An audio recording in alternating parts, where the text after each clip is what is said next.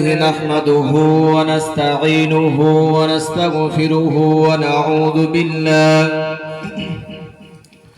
ونعوذ بالله من شرور أنفسنا ومن سيئات أعمالنا. من يهده الله فلا مضل له ومن يضلله فلا هادي له. ونشهد أن لا إله إلا الله وحده لا شريك له. ونشهد أن سيدنا وحبيبنا ومولانا محمدا عبده ورسوله الذي أرسله بالحق بشيرا ونذيرا وداعيا إلى الله بإذنه وسراجا منيرا. فقد قال الله تبارك وتعالى في كلامه المجيد وفي الفرقانه الحميد: فأعوذ بالله من الشيطان الرجيم. بسم الله الرحمن الرحيم. كل نفس ذائقة الموت وإنما توفون أجوركم يوم القيامة.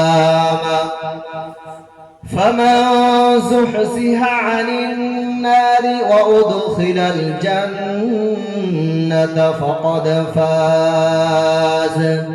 وما الحياة الدنيا إلا متاع الغرور. وقال رسول الله صلى الله عليه وآله وسلم: تركت فيكم أمرين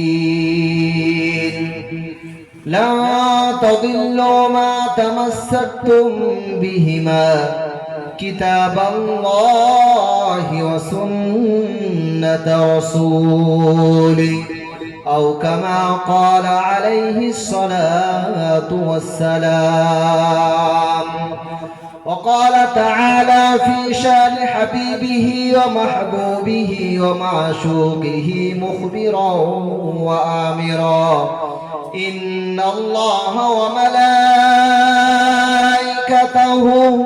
يصلون على النبي يا أيها الذين آمنوا صلوا عليه وسلموا تسليما. درود اللهم صل على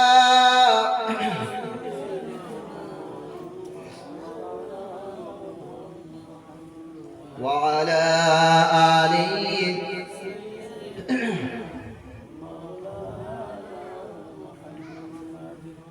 হাজারো ব্যথা বেদনার পরে, হাজারো ব্যথা বেদনার পরে ফিরে আসনি তুমি আপন ঘরে। দিনের আলো তুমি ছড়িয়ে দিতে চলে গেলে মদিনায় মক্কা ছেড়ে। হে রাসূল তোমাকে ভুলি আমি কেমন করে। হে রাসূল তোমাকে ভুলি আমি কেমন করে। খেয়ে না খেয়ে দিন প্রচারের কাজে নিজেকে দিয়ে ছবি নিয়ে তায়েফের কাফেরেরা চিনল না সে আলো দুষ্টু ছেলেদের পিছু দিল লেলি, পাথরের আঘাতে ক্ষত বিক্ষত হয়ে সারা শরীর থেকে রক্ত ঝরে। হে রাসূল তোমাকে ভুলি আমি কেমন করে। আল্লাহুম্মা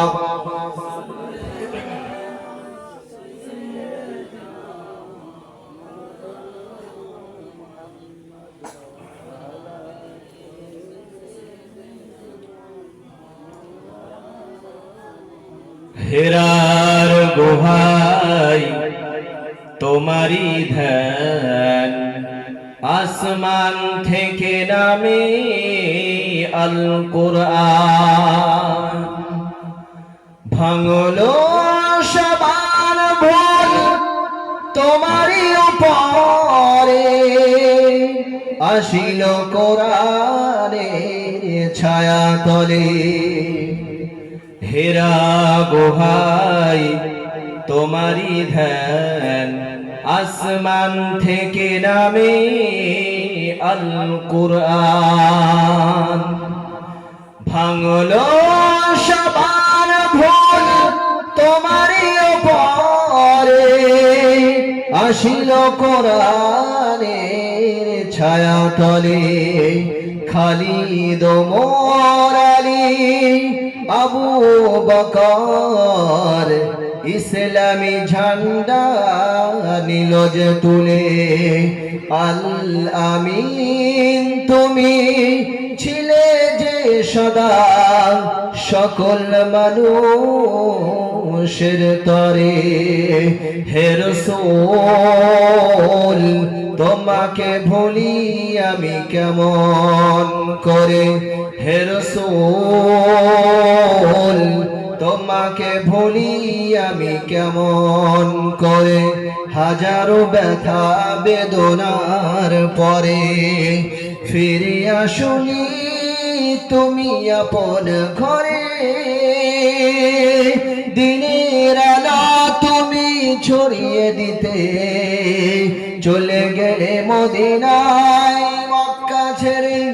হে রাসূল তোমাকে ভুলি আমি কেমন করে। আল্লাহুম্মা সাল্লি আলা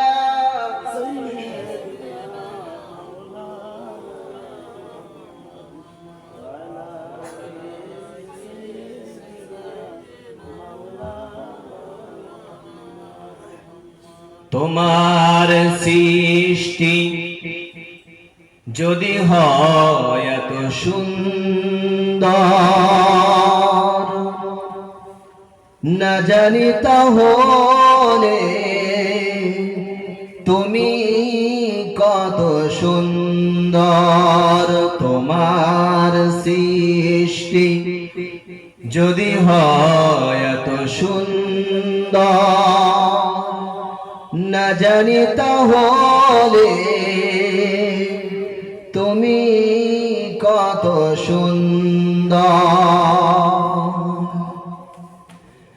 যে চাঁদ আলো ছড়ায় আকাশে, যে ফুল সুরভি খেলে বাতাসে,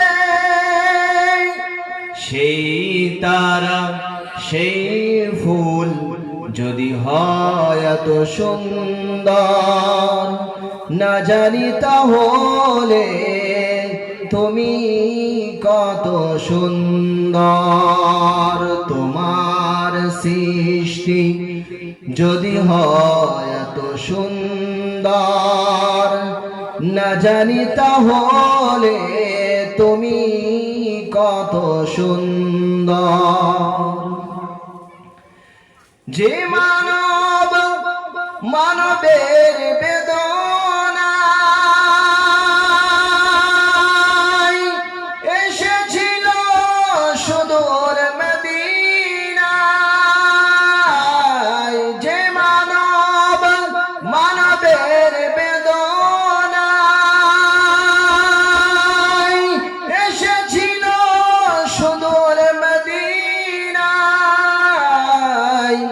সেই মানব মহামানব, সেই মানব মহামানব, যদি হয় এত সুন্দর না জানি তাহলে তুমি কত সুন্দর। তোমার সৃষ্টি যদি হয় এত সুন্দর না জানি তাহলে তুমি কত সুন্দর। আলহামদুলিল্লাহ, সকল প্রশংসা গুণকীর্তন উপাসনা আরাধনা সেই মহান রব্বুল আলামিনের দরবারে, যিনি আমাদেরকে অত্যন্ত দয়া ও মায়া ও ভালোবেসে এই ঠান্ডার সময় জান্নাতের বাগানে বসে পবিত্র কোরআন এবং হাদিস থেকে কিছু কথা আপনাদেরকে শোনার এবং আমার মতন অধম পাপীকে কিছু বলার মতন তৌফিক দিয়েছে। সেই জন্য আমরা মহান মালিকের দরবারে শুকরিয়া জ্ঞাপন করি। সকলে আমরা জবান ছেড়ে দিয়ে বলি আলহামদুলিল্লাহ। লক্ষ্য করি দরুদ সালাম বর্ষিত হোক আমাদের নবীর প্রতি, যে রাসূলের 63 বছর জীবনে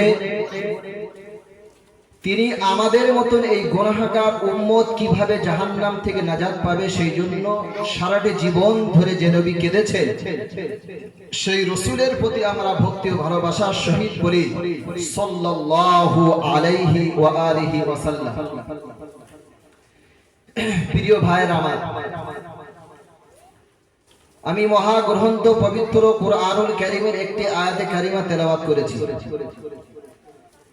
আল্লাহ রাসূল সাল্লাল্লাহু আলাইহি ওয়াসাল্লামের অসংখ্য অগণিত হাদিসে পাক থেকে একটি হাদিসে কারিমা তেলাওয়াত করেছি। তেলাওয়াতকৃত আয়াত এবং হাদিস অনুযায়ী খুব সংক্ষেপে দু চারটি কথা আমি আপনাদের সম্মুখে পেশ করার চেষ্টা করব ইনশাআল্লাহ।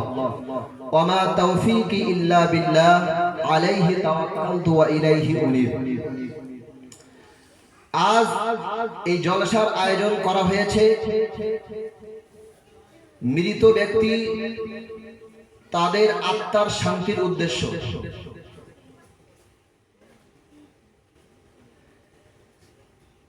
তো প্রিয় ভাই ও বাবাজিরা আমার, আমার দাদা, আমার দাদি, আমার নানা, আমার নানি, আমার আত্মীয় স্বজন, গ্রামবাসী, পাড়া প্রতিবেশী, তানারা একটা সময় এই সুন্দর পৃথিবীতে তারা আমাদের মতন তারাও এখানে ছিল, কিন্তু তারা আল্লাহ পাকের ডাক এসেছে, তারা আমাদের থেকে চির বিদায় নিয়ে চলে গেছে, তারা আর কোনোদিন ফিরে আসবে না। বর্তমানে আমরা আছি, আমরাও একদিন এই পৃথিবী নামক গ্রহ থেকে আমাদেরকে একদিন বিদায় নিতে হবে। এখানে আমরা কেউ থাকার জন্য আসি। আল্লাহ পাক রব্বুল আলামিন আমাদেরকে এই পৃথিবী নামক গ্রহে যে উদ্দেশ্য করে আমাদেরকে পাঠিয়েছিলেন, সেই উদ্দেশ্যটাকে আমাদের সামনে রেখে আল্লাহর হুকুমকে মেনে আমাদেরকে এখান থেকে বিদায় নিতে হবে। এই পৃথিবীতে অনেক রাজা বাদশা, ধনী গরিব, ফকির মিসকিন, তানারা সে আবহমান কাল থেকে হযরত আদম আলাইহিস সালাম থেকে জামানা থেকে নিয়ে শুরু করে আজ পর্যন্ত পৃথিবীতে অনেক মস্তান, ফেরাউন, হামান, কারুন, নমরুদ, যারা আল্লাহকে অস্বীকার করেছিল, যারা নিজেরাকে খোদা বলে দাবি করেছিল, তারাও পর্যন্ত পৃথিবী ছেড়ে চলে গিয়েছে। তাহলে এতটুকু বিশ্বাস আমাদেরকে রাখতে হবে যে আমাদেরকেও একদিন এই পৃথিবী ছেড়ে চলে যেতে হবে।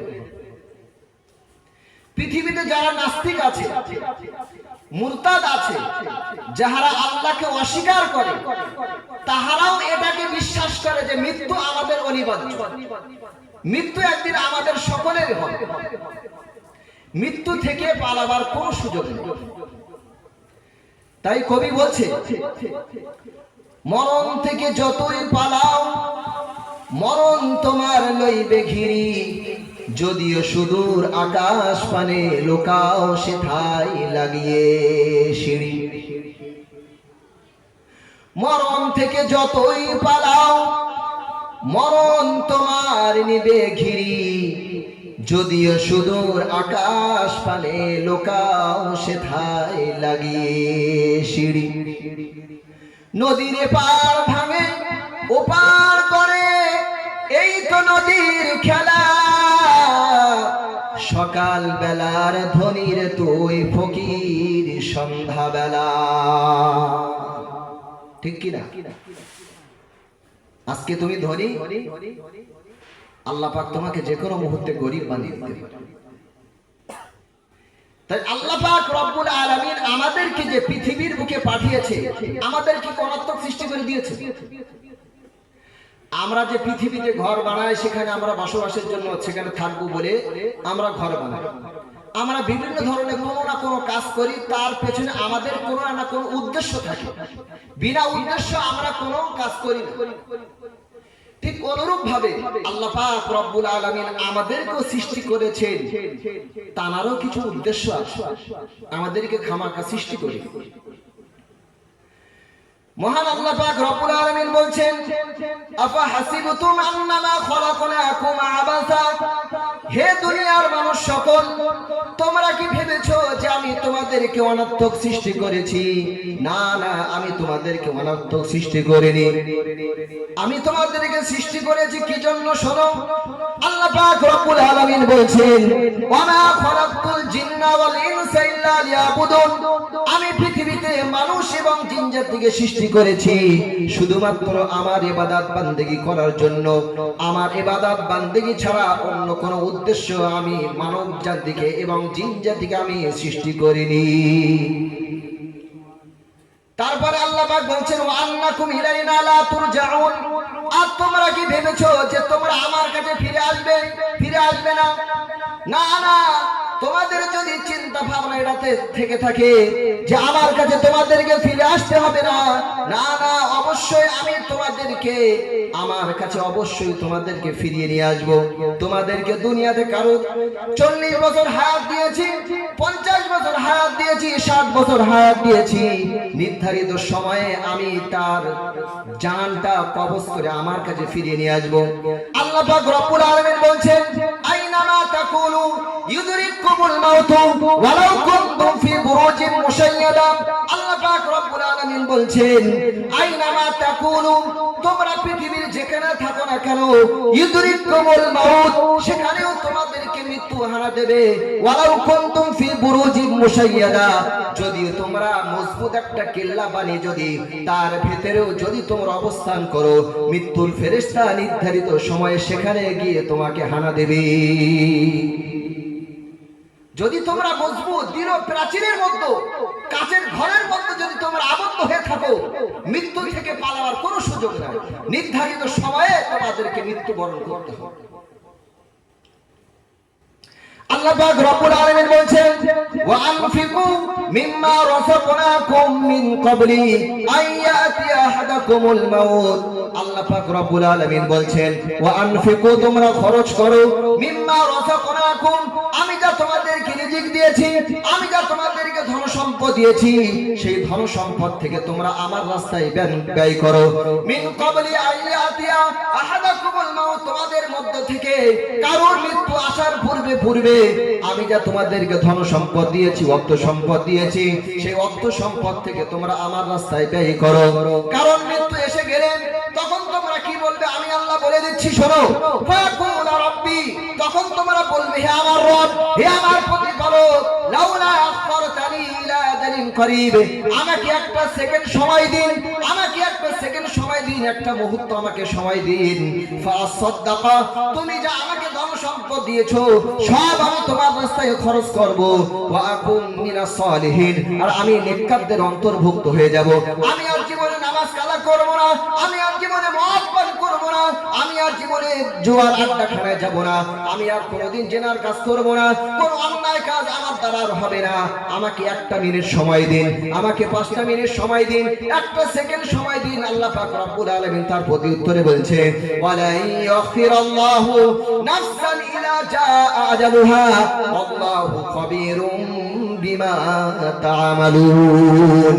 আল্লাহ পাক রব্বুল আলামিন বলছেন, কখনোই নয়, কখনোই নয়, তোমাদেরকে আমি যে নির্ধারিত সময় বেঁধে দিয়েছি তার 1 সেকেন্ড তোমাদের পূর্বে মৃত্যু হবে না, তার 1 সেকেন্ড পরেও তোমাদের মৃত্যু হবে না।